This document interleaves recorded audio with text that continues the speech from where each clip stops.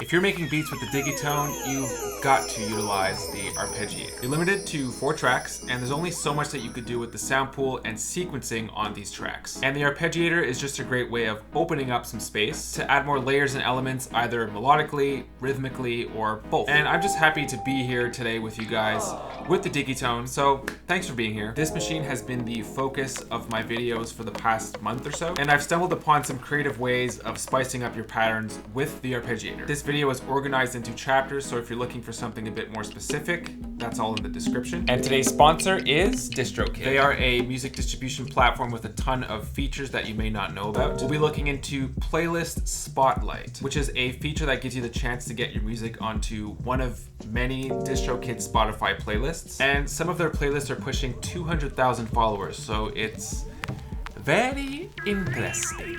More on that later in the video. All right, so here we are in the clear. Let's get started with the Digitone. We are going to start with a pro tip right away. Unfortunately, if you change your synth sounds, you lose all of the settings and parameters that you've set within the Arpeggiator. So that's one thing to think about. So just make sure that you're happy with your sounds before programming them into the Arpeggiator. Let's break down a track and I'll show you how I use the Arpeggiator in it.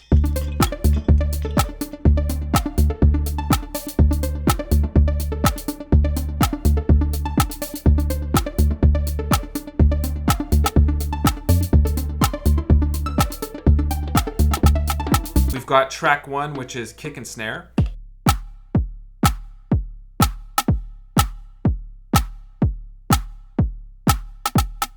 This is a track that I programmed and sequenced using the sound pool, and here's a video on that if you need help in that department. There's no arpeggiator on this track, so I'm actually just going to mute it for now. Track 2 is higher frequency drums. I also have a melodic arpeggio going on as well.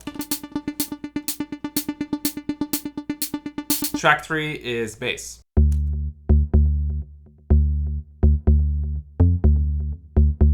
There's no ARP here, so we're also going to mute this one as well for now. Track 4 is just a full-on melodic ARP.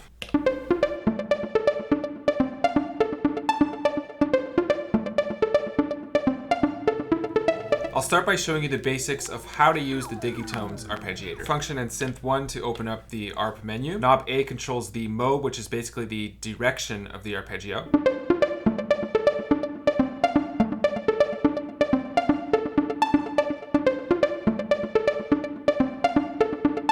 You've got the arpeggio speed here as well.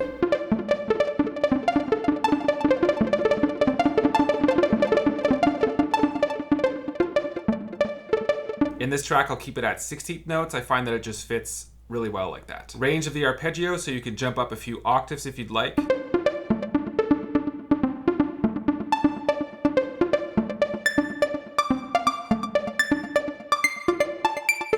Note length, which is actually a great tool for transitioning from one pattern to the next.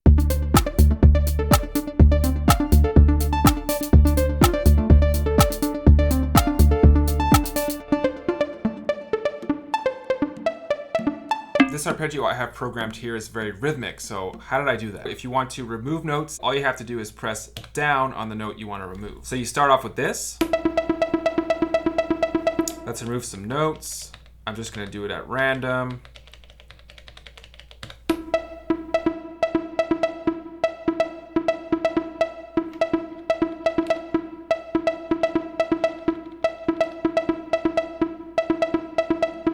I like that. You're also able to change the notes within the scale by using this knob here. So let's change a few of these. I like to change to either -5 or -7. It just seems to work melodically when you stick to these chord tones here, especially when you switch chords. You can't go too random with the intervals, otherwise your music will be pretty much atonal, unless that's what you're going for.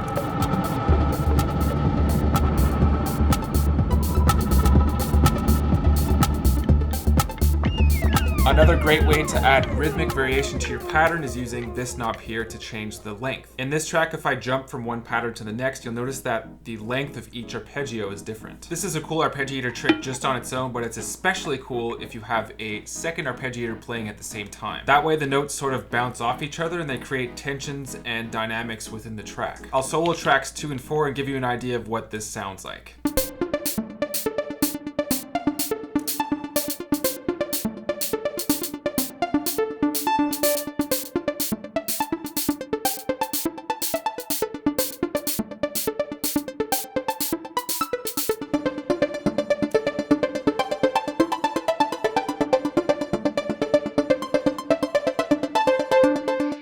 So those are the basics of using the arpeggiator in a melodic sort of way. You could also use it to save room on your tracks and to add more instruments and layers. This is exactly what I've done on track 2. If I head into write mode and go to page 1, this is the arpeggio here. It only takes up one note, but it spans over the entire 4 bars of the pattern. So this has given me ample space to program drums from the sound pool, as you can see here. If I want to add more notes from the sound pool, I could just click on a note and choose the sound that I want. Let's go with hi-hat again. Copy it over to a few other notes.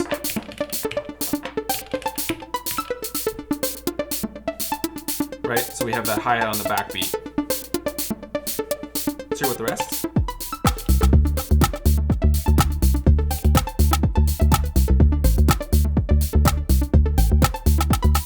So this arpeggio happens to be melodic. If I want to change it, I could just double click and change to any sound that I want. Pro tip, and I actually haven't seen anyone do this, you could use your arpeggiator on a kick. There are some advantages to doing this, which we're going to look into. This is actually a new track.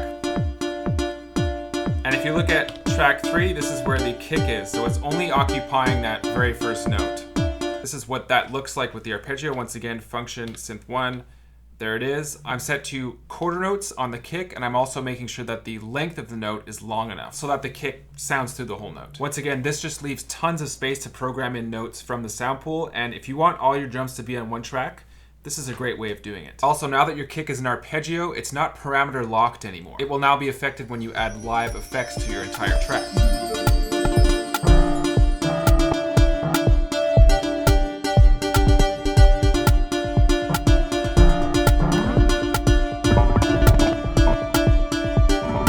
Unlike when you sequence drums from the sound pool, which are parameter locked. All that being said, the kick is very foundational and you might want it to be parameter locked, in which case don't go with this technique. Either way, this is an option, and obviously you could use it on snares, hi-hats, any other drums. Another pro tip, if you do use the ARP technique on the kick, I would suggest copying it over to the second quarter note as well, like I've done here, in case you're muting and unmuting tracks during a live performance. Sometimes if you unmute a split second after beat 1, then the arpeggio won't activate for that sequence, which means that you'll be missing 4 bars of kick, which is probably not good. Having it copied onto the second note is the way to avoid this. And that pretty much sums up how I've been using the Digitone's arpeggiator. Now, I wanted to talk about that DistroKid feature that I mentioned earlier in the video. I've been using DistroKid for years now to distribute my music, and recently they've added a bunch of new features that you might not know about. The starting rate is $20 a year to release unlimited music to all major streaming platforms.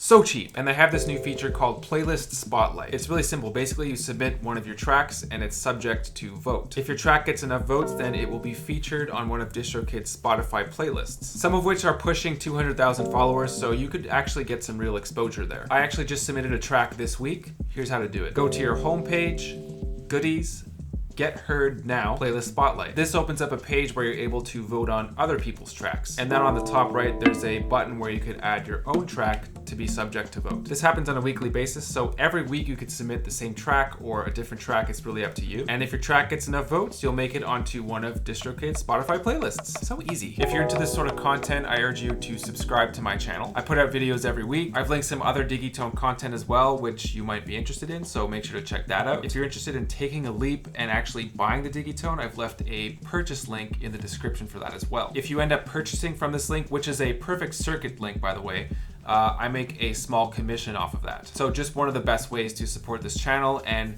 keep the content coming. Thanks for stopping by, everyone, and I think we're done here. Yeah, see ya.